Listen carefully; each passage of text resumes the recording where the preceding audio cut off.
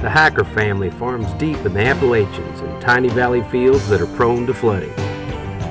The Millers, nestled into the knobs of central Kentucky, put 2 children through college on tobacco money. The Greathouses farm land that their grandfather bought half a century ago. Maddie and Bill Mack reared 4 children and 38 foster children on their 100-acre farm. Ryan Quarles, raised on a tobacco farm, is planning a career as an agricultural lawyer. These are just a few of the faces of tobacco growers who power Kentucky's economy. And this is the land with which they are both blessed and cursed.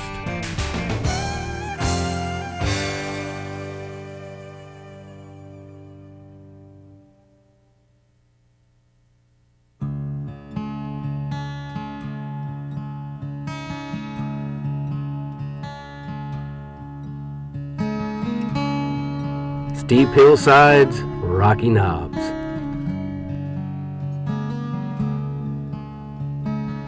Tall timber and rolling plains.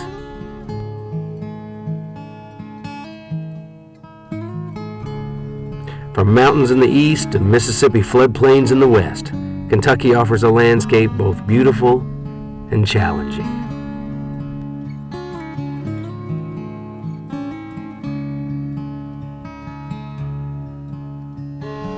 When ancestors of the Millers, the Hackers, and the Macks began settling Kentucky, they soon discovered that burley tobacco thrived in the region's hot summers and gentle autumns.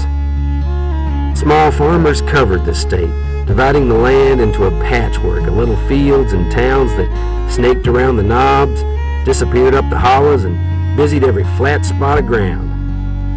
Tobacco became the leading agricultural crop in Kentucky. Almost every farm family raised it. Every merchant sold goods to tobacco farmers. Every Kentuckian was dependent on tobacco, and many still are. Tobacco is a heritage. It's passed down through the generations, and it's just our way of life. It's our culture. This is the one thing that held Kentucky up all the way back in the 30s and the Prohibition and World War I, World War II was tobacco. There ain't nothing else held Kentucky up but that tobacco. Tobacco emerged as an important cash crop more than 150 years ago. Prices were often undependable, but farmers didn't have much choice. This land and this weather were good for growing tobacco, but not much else. In the 1920s and 30s, there was no money to be made in farming. Rural areas were emptying as farm families left to find jobs with dependable paychecks in the cities. Trying to slow the migration, the Roosevelt administration passed the Agricultural Adjustment Act in 1938. As part of this act, the Federal Tobacco Program, consisting of price supports and a quota system to control production, was created. With this more stable economic structure in place, tobacco became the means to a better life in Kentucky. Every rural family became dependent on that tobacco check to pay the bills, build better homes, and send their children to school. Raising tobacco became the job that fathers taught their children as generation passed into generation. Ever since I can remember, I had to, of course then I had to follow an old mule or an old mare and plow it out. And we had one tractor in the family at the time. It was a little small John Deere, and it done all the work it could, and then we went with horses to plow them out and plow the fields out then. But I rode up on a tobacco farm, you know, and it's been part of my family ever since. It's been, even my dad's dad, he raised tobacco, and we have a long history of it. Tobacco was the life of many Kentuckians. With favorable soil and climate, tobacco was easy to grow here, but it's a labor-intensive crop. A family only needed to grow a small amount to keep all hands busy. And the terrain in this part of the country handed farmers a real challenge. We're hill farms. There's not much flat land around the area that we live in. Still, most farmers could find a ridge top or valley flat enough and fertile enough to grow a few acres. Bill Hacker put 23 acres in tobacco this year. That's 23 acres spread over 9 fields. The rest of his 182-acre farm is suitable only for timber and cattle. This area is, there's only a small amount of acreage that you can farm without any kind of a row crop on, and we try to make the best we can of the small areas that we've got, you know. And tobacco is the only thing that you can make the kind of money per acre that it takes to survive. But most of our land is just hill country and pasture land. Of course, we do grow cattle, you know, try to utilize part of the hills, but all of the flat ground that we can get over with a tractor, we try to put it tobacco. Most of our land is rolling ground, and it's just not, we're lucky to pick enough ground to raise tobacco on and raise the hay on for the cattle. We just don't have enough flat ground to raise corn or soybeans or wheat, something like that on. And that's the way of most of the farms around here in this part of Kentucky. They're just too rolling. A farmer can make $1,500 from a single acre of tobacco. Compare that to the $100 he can make from an acre of corn. Only tobacco makes enough money on a small area of land to support a family. And this will bring us maybe $4,000, $4,000 to $5,000. Now, where can you make a little spot like this that me and my wife, I cut your labor down, and you ain't got no labor, so, well, and it's ready to sell Christmas, and it's not a crop going there, you can make $4,000 or $5,000 on this little spot like this here.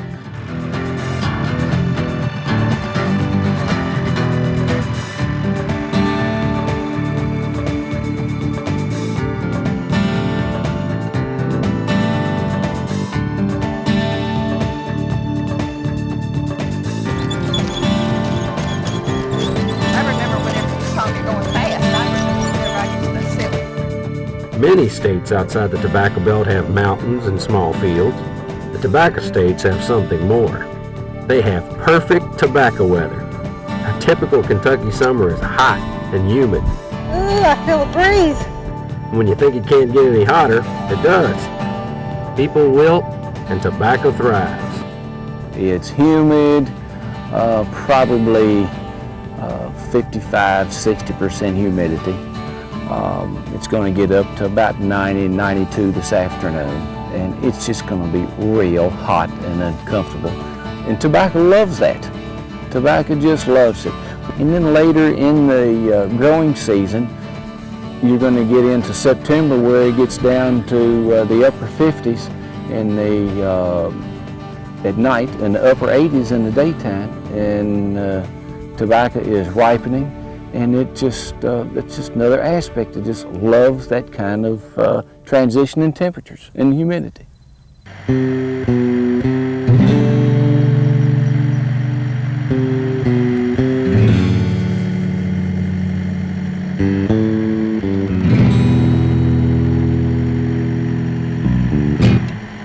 federal tobacco program consists of both a quota system and price supports. Under the quota system, each farm is allotted a specific number of pounds of tobacco that can be produced. The number of pounds allowed each year goes up and down with the demand for tobacco products. This prevents the market from being flooded, which would result in prices being too low for profits. In that way, it benefits the growers, but when it's cut drastically, as it's been in recent years, it makes things difficult for the farmer. Well, the market we have is, of course, depending upon how much the cigarette companies want, and that's why our acreage has kept decreasing, because the amount of cigarettes have been being sold is gradually decreasing. So our acreage is decreasing constantly. And that's why from one year to the next, as a whole, we keep raising less. The price support is a minimum price set for all tobacco. That, combined with quota limits, makes tobacco a real moneymaker. It provides a sense of security that allows farmers to plan ahead, pay off farms, buy equipment, and put something into savings. Tobacco has always been what they claim has been the money that's made the farm payments. And tobacco has helped put both of my children through college, and it's helped pay the debt off on the farms, It's helped to buy the equipment we have. It's helped to get the farms up in better shape. And it's helped to make us have a better house to live in and a better way of life than we would have had without it. And when we get the money, we bring it home and we sit down and we say, well, we got money to pay the property taxes. We've got money to pay for the old big tire that we had to put on the old tractor. And we've got money to pay all the utilities that we use on the farm. And an old truck need a motor. Well, we can afford that, you see. And kids going to college. We sent 3 kids in college on tobacco. And so, the tobacco bought this farm. We have a 100-acre farm. When the tobacco farmer gets his check in November, December, when he sells his crop, first thing he'll do is he'll come here and he'll pay me. And then typically he'll take the remainder, he'll go pay the fertilizer company, he'll go pay the gas station that's been carrying him for fuel all year, and his pickup truck and for his tractors. And then a lot of times, you know, they'll give some to the church, and then they'll go buy Christmas and maybe pay their farm payment if there's enough left over. So it's not just, the dollar for that tobacco brings in goes a long way, or it has to go a long way, really. And if tobacco has been the mainstay of thousands of Kentucky farms over the last century and a half, its benefits can be felt by all of Kentucky's citizens, from bankers to merchants, through highways, schools, and charities. Economically in this state, tobacco means a tremendous amount. Most Chamber of Commerces will tell you that for every dollar that's generated in your community, it will stay in your community and turn 6 times. So in my local economy, it means just millions and millions and millions of dollars. It pays property taxes, which of course pays for roads, pays for the health department, pays for the library, pays for schools, and then it also filters on out into the business community as a whole, where they go out and they buy clothes, they buy furniture, they'll buy vehicles, all these kind of things. They translate into a turnover of dollars. So the tobacco check probably turns over 5 or 6 times in our community. Kentucky has never been a rich state. Lacking an industrial base and dependent on its natural resources, Kentuckians have struggled in low-paying agricultural, logging, and coal mining jobs for most of the state's history. No one got rich laboring in tobacco, but it was dependable, seasonal work, not only for those who raised the crop, but also for their neighbors and tenants who helped to set, cut, and strip it. We try to work all local people. There's a lot of people here that depend on this type of work.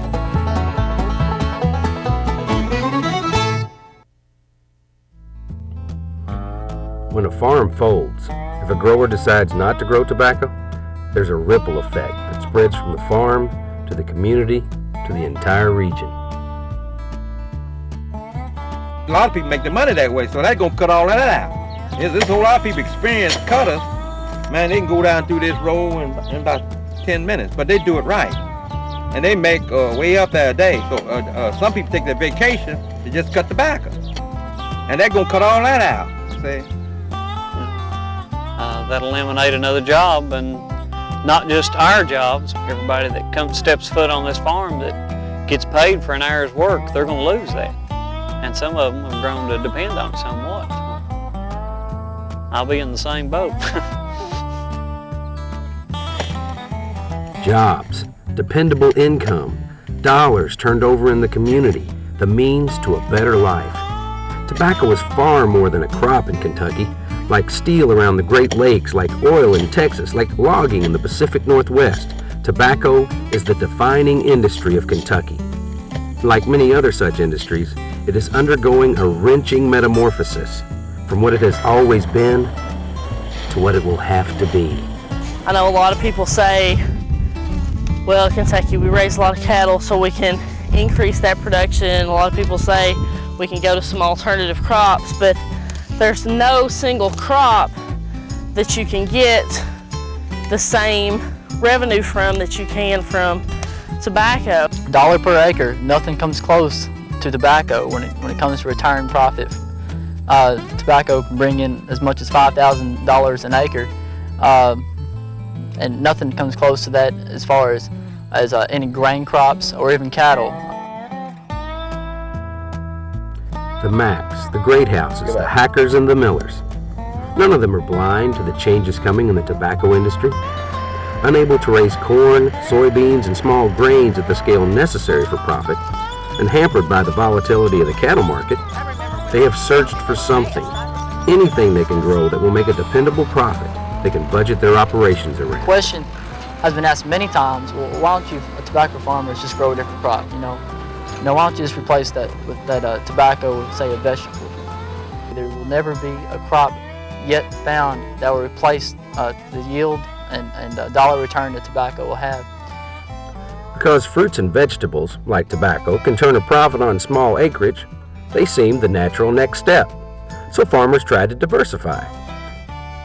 Unfortunately, changing their crops without their markets changing around them doomed many of their efforts to failure. We put out one year, we tried it, this entrepreneurship. We put out a whole acre, half an acre of cabbage. Yeah, but close to an acre. First year, we did great. Oh man, we did great. We cut those cabbage, put them in those bags, and took them to where they're supposed to go, and they ship them. And the second year, we put the cabbage out. Everybody started putting cabbages out. And we sold the first bunch, and that was all we sold because we didn't have a market. Because too many people raising. See, we are not guaranteed anything that we raise that we'll make a living on. It's nothing guaranteed. But tobacco, it has a support price. We know where tobacco is. It has its own security, support price. The county is trying to set up a co-op, or actually several counties going together and trying to put up a co-op to sell vegetables. And if they do that, there'll be a market. See, right now the only thing that we've got a market for is tobacco and cattle. And that would make another market in the area. And it's hard to put out a crop if you don't have a market, a sure place to sell something. What can replace tobacco? Believe me, if there was an answer, it'd already be implemented, and we'd be doing something else right now. But we got to make the most of our situation, and continuing to grow it is just the best option for our farmers right now. All tobacco farmers are very aware that the federal tobacco program, with its quotas and price supports and make tobacco a dependable crop, is on the verge of extinction. The industry is feeling the effects of changing public attitudes toward tobacco and concerns about its impact on health. And the smallest to the largest tobacco farmers trying to predict which way they'll have to move when that pillar of Kentucky agriculture falls. My son Joe is a partner with me. He'll be the fourth generation on that farm. And I know that tobacco has carried this farm for forever. But it's carried this farm through the support program. Will it last? Your guess is as good as mine. It's going to be hard for Joseph to make a real good living off the land that we have if tobacco is not part of it. Today, tobacco is the most profitable and best suited crop for Kentucky's agricultural system. But will that be the case tomorrow if the federal tobacco program disappears altogether?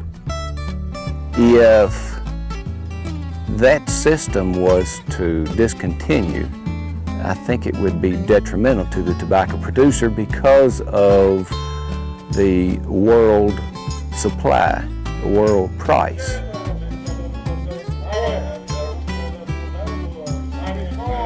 Is it going to happen? Are they going to only offer me $1 a pound 2 years from now or 3 years from now? I have no idea. I don't know how that's going to turn out, but it's in the back of my mind that could happen.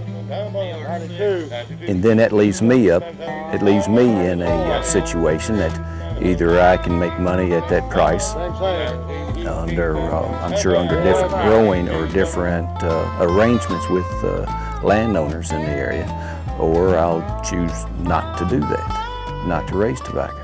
I might try 2 acres for 1 year, and if it didn't burn me, I'd try it again. If it burnt me the first year, I would quit. The way tobacco is raised and sold has undergone a drastic change in the space of a few years. For decades, farmers stripped the tobacco leaves from the stalks, pressed them into bales, and took them to one of the dozens of independent tobacco warehouses across the state. At the warehouse, government graders gave each crop a quality grade. Auctioneers then walked the vast warehouse floors, stepping from one piled crop to the next, trailing a stream of company buyers and farmers behind, selling each grade of each crop. But today, many of the independent warehouses are gone, eliminating the competition and standards of the warehouse auction. We just praying that everything will stay the same, but things change. I know things change, but does it change for the better or it change for the worse? And this tobacco is changing for the worse. Outside the tobacco belt, many may see the extinction of the auction system and federal tobacco program as ways to eliminate tobacco production in the United States. But despite health concerns, will tobacco products ever truly go away? Small growers like the hackers foresee the big growers taking over. So the only thing that'll be eliminated is the ability for the family farmer to make a living. It's kind of like everything else that's been around here. The coal business left here for the big coal companies, and I pretty much see tobacco doing the same thing. I mean, it'll wind up being something for the big growers and leave even, we grow quite a bit for around here, but we're just a drop in the bucket. We're nowhere near the big farmers, and I'm afraid that's who will wind up with the contracts to grow it in the future. So I don't look for it to be here very much longer. I just feel like the small producers will eventually quit. So much of our farm stuff has went this way, just like the hogs, they're huge operations. Your dairy, it's went to huge operations. Chickens has went to huge operations, and a lot of our vegetables, of course, are huge operations. And I just feel like that the half acre and acre of tobacco people and all, in which if they keep taking cuts, me and others will be down there too. I just feel like for us it's over. In the year 2000, Kentucky ranked 3rd in the nation in the number of farms. Nearly 90,000 of them were owned and operated by families. Why? Because tobacco allowed families to keep farming, providing adequate, dependable income. Without tobacco in Kentucky, those numbers are expected to rapidly dwindle. People like the Macks, like the Millers and the Hackers, will find themselves faced with an uncertain future. This tobacco has been good to us. My Lord, been so good. And I just hate to see it go out. They always say, fight for what you want. And we fighting. But I'm telling you, I don't know, it's not gonna, and it ain't gonna amount to nothing. I think the scariest part for me is to see how many farms are being developed and how much the land is disappearing. And the future for young upcoming farmers is not real promising. And that's a shame. Just as Kentucky miners saw the demand for coal shrink, forcing thousands into unemployment, the future for tobacco growers looks equally bleak. Will so much that is woven through Kentucky's heritage become a memory? We're in for some rocky road, I think, in the near future. So tobacco's up in the air. A lot of people done already sold out, and but we're going to hang in here till the last, because this is the only thing we have left. There's not going to be a simple answer. There's not one quick fix that will replace tobacco economically.